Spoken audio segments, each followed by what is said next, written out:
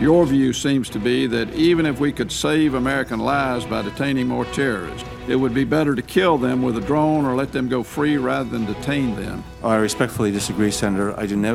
I never believe it's better to kill a terrorist than to detain him. How many high-value targets have been arrested and detained, interrogated by the United States during your 4 years with the administration? I'll be happy to get that information to you, Senator. I submit to you the answer to that is 1. President Obama's pick for CIA Director John Brennan faced some tough questions this week on the drone war. Let's talk about that on our roundtable right now. ABC News Chief Global Affairs Correspondent Martha Raddatz replacing Jonathan Karl right now because, of course, you've spent so much time on this issue. And the drone war really has become kind of the signature characteristic of President Obama and the war on terror. Dramatic expansion over the last 4 years. But this is the most scrutiny it's ever gotten. Well, that's certainly because of the testimony of John Brennan and what he brought to the Hill, what he talked about, which frankly wasn't very much.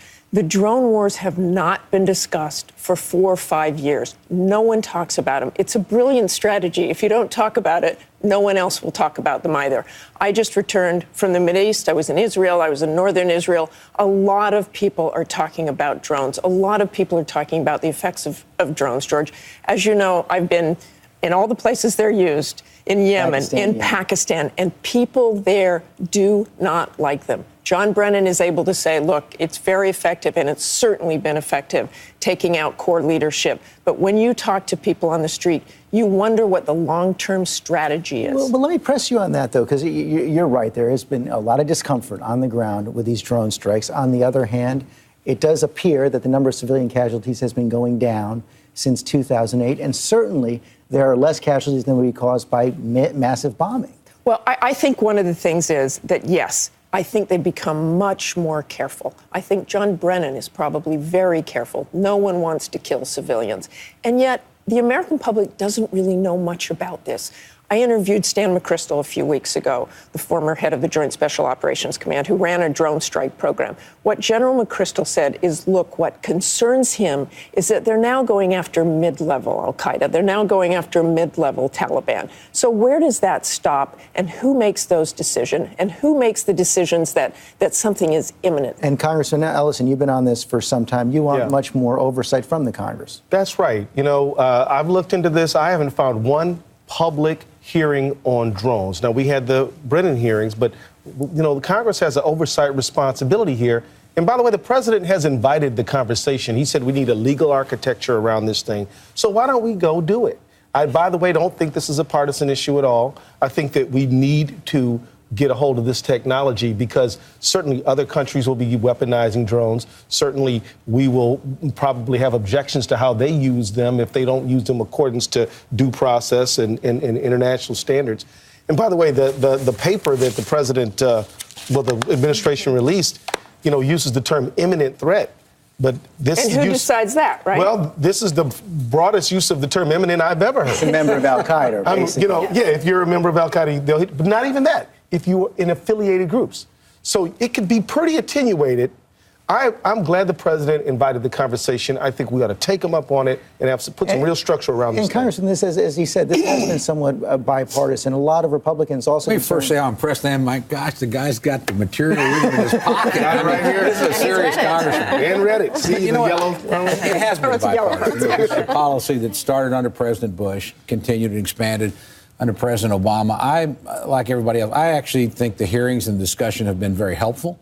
There probably needs to be more of it. The two things that come out of it that concern me the most, frankly, I think, and this is not a criticism of the president, I think he's probably been more directly involved in some of the targeting decisions than, if I were his advisor, I would think would be wise. I think he should supervise the program. He needs to be intimately familiar. Like Lyndon Johnson picking targets. Yeah. I think he's taken on too much risk for himself, quite frankly. But again, that actually says good things about the president, not bad things.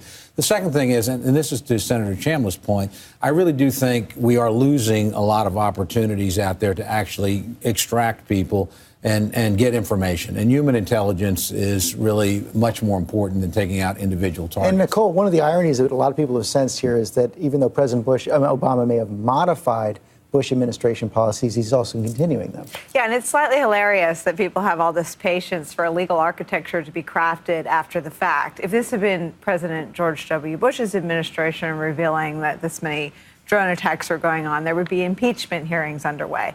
So the hypocrisy sort of has Republicans steaming, but I think the actual policy and the fact that President Obama has continued almost the entire basket, and in the case of drone killings, greatly accelerated their use, has Republicans feeling pretty satisfied that the counterterrorism policies put in place by the Bush administration, which Dick Cheney was the architect of many of them, have been continued by this president. And it's a very interesting other side of the coin to this extremely progressive president on domestic policy. And Stephanie, it does seem as if the president is uncomfortable, at least with one strain of the criticism, that he's not being as transparent as he promised to be. Well, look, this is sensitive information. There is oversight through the intelligence committees, which is the way the law is currently set up. He has made it clear that he's open for a discussion about how these programs are handled in the future. You know, the document that you're holding up is based on a legal architecture, but Mr. Brennan, the president, the administration has said that they want transparency, accountability, and a process to ensure that there's, everybody's aware of what we're doing going forward. There are elements of the President Bush's war on terror that haven't been continued, many forms of torture. And, the fact that the president just put this memo out after it became known, and, he wants to work with Congress and be open and transparent. Another revelation this week in the foreign policy area, pretty remarkable hearing. Secretary of Defense, outgoing Secretary of Defense Leon Panetta, conceding that there had been a real internal debate and that most of the president's national security advisors actually wanted him to arm the rebels in Syria. Did you support the recommendation by then Secretary of State Clinton and then head of CIA General Petraeus that we provide weapons to the resistance in Syria? Did you support that? We did. You did support that? We did. You were in that region this week, Martha Raddatz, and it was pretty surprising to learn that not only Secretary of Panetta, but also Secretary of State Clinton had pushed for this. The president said no. And the chairman of the Joint Chiefs of Staff. So he had military also saying we should arm the rebels. I think that came as a complete surprise to many people in the region, and I talked to a lot of officials in the region about this. I don't think they're convinced that if the rebels were armed, this would have changed much.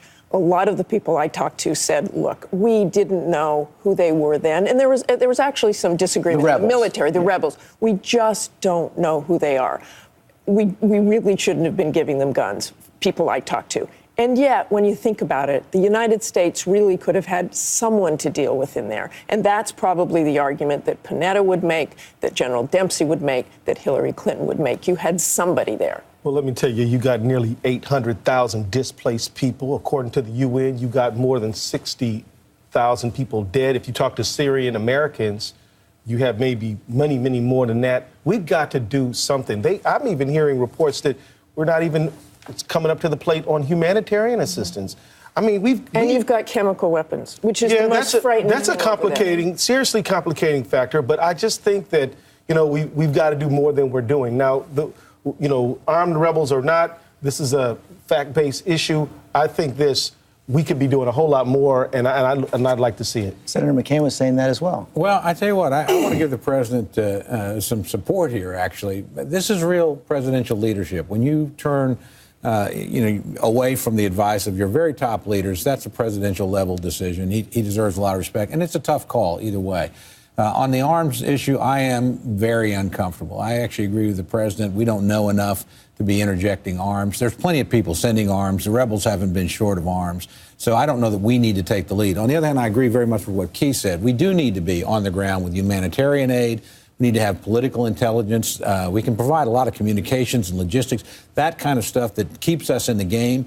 But arming people who may be the very ones that take the chemical weapons and misuse them, that would have been a disaster for us, too. So I think the president's been, frankly, appropriately cautious. And, Stephanie, how would you respond, though, to people who say that this was interesting timing, that the president chose to say no to his entire national security team right in the middle of the campaign, just didn't want that trouble in the middle of the campaign? Well, look, George, I think that there are decisions made with the national security team all the time. Sometimes the president agrees with the national security advisor, sometimes he doesn't. That's why the president has built the team that he has. And, you know, I only know about this from what I read. I'm not inside the White House anymore.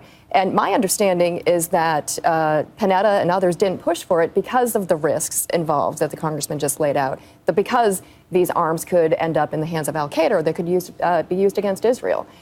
So this is why administrations are set up. This is why national security teams have been built. This is why the president wanted such strong personalities and expertise on his national security team. Doesn't always agree with them, but he gets their best advice and then he makes the decision. He's the commander-in-chief. You know, just 2 quick political points. I think if you look at where President Obama's foreign policy is likely to crack wide open among partisan lines, this is it. This you will see Senators McCain, I think, and Graham and others start to string together instances of America leading from behind and of this president's comfort in doing so in places like Libya and now in Syria. And I think this will become the most political part of the president's foreign policy. We see scrambling of party lines over here. Right.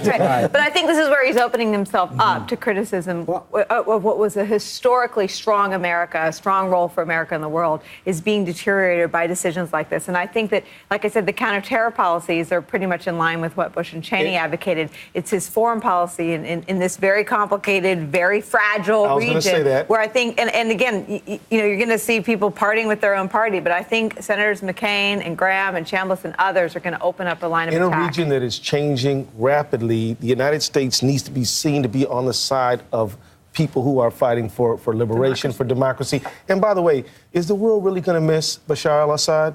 I mean, it'd be great if he was gone. And something has to happen this year. I mean, that's the sense I got over there. Something has to happen. Either he is gone or it's fragmented completely. People are so nervous over there in that region. I traveled to northern Israel in the Iron Dome, which is the missile intercept, that they're so nervous that Syria or Lebanon, more likely Lebanon, Hezbollah, will start launching missiles towards Israel, that they've got these interceptors set up all over the northern border.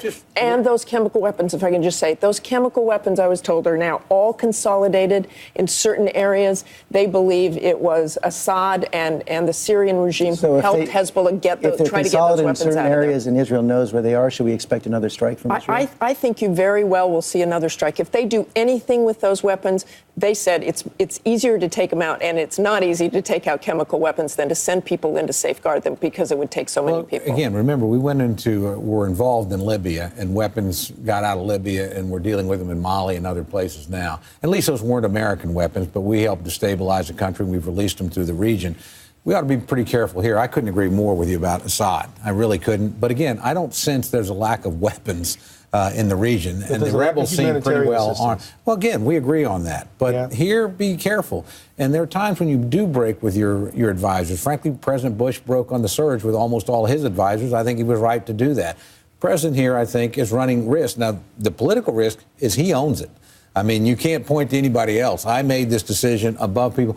That speaks well to him. I hope history bears about to own is, again, Middle East policy more broadly. The president announced this week that he's going to go to Israel in March. You were there when the announcement came. What was the reaction, and what is the trip really about? And we were hearing from the White House, they don't really expect this to be the sign that the president is going to have a new peace plan on the table. It seems like it's largely about mending fences with Prime Minister Netanyahu. I think it probably is about mending fences. And in fact, I've never seen lower expectations. As soon as the announcement was made, it's like nothing's really going to happen. We're never going to get there. If you talk to people on the street, and there's some people I've known there for 25 years who said, you know, nothing will happen, nothing ever has. And usually you get a little bit of a spark. Oh, the president is coming. Isn't that great? People were talking to me about, I said, oh, you know, the president's coming. What do you think? And they said, oh, the traffic is going to be terrible. It's like New York City. UNGA. So that's where the expectations are on that. But I do think he needs to mend some fences with Netanyahu. It's time that the president engaged over there. And in part because, you know, we still have this issue, Congressman Ellison, of the coming confrontation with Iran. You got two different messages from the Iranian leaders this week. The supreme leader says no direct talks. President Ahmadinejad today maybe said he might be open to it. But see, I think on that score, the president can't be criticized for not being in support of trying to make sure that Iran doesn't get a nuclear weapon. What I hope that happens is that the president raises issues around settlement expansion.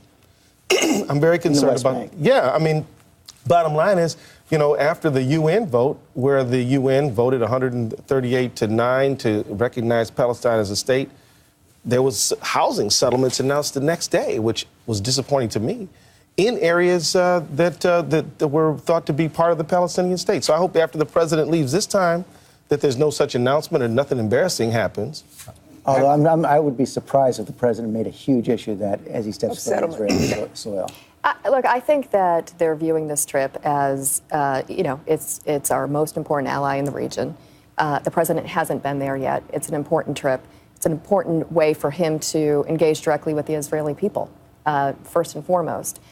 So I think that's through the lens through which they're looking at this trip. Whether expectations are low on the ground, keeping them lower is always a good thing. His new team should be in place by then. Secretary Kerry started this week. Secretary of State Kerry, Senator Hagel, still waiting for his confirmation up in the Senate. And I was struck last night, you were talking about Dick Cheney earlier. Dick Cheney giving a speech last night in Wyoming where he really took off on the president's appointments. Let me put it up here right now.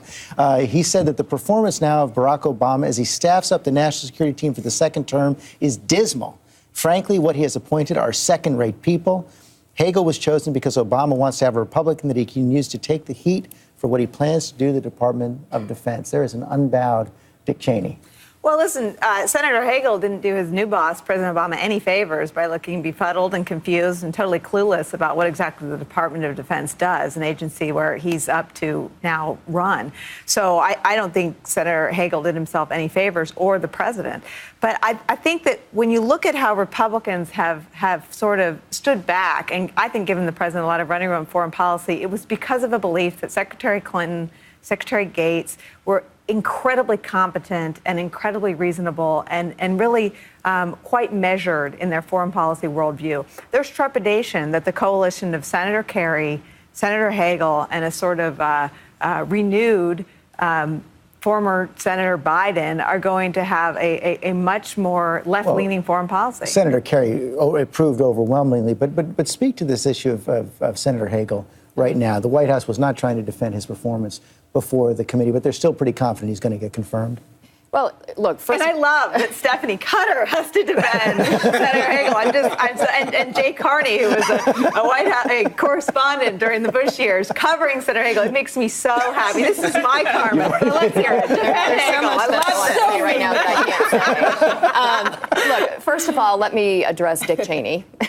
I think the worst thing that we could do right now is take Dick Cheney's advice on foreign policy. So that's number one. Number two, John Kerry comes to this job with so much experience, life experience, both on the job as the chair of the Foreign Relations Committee. He has been an ambassador all over this world on behalf of President Obama, bringing, conflicts on the ground to an end and representing this country in a strong way, a balanced way, and a diplomatic way.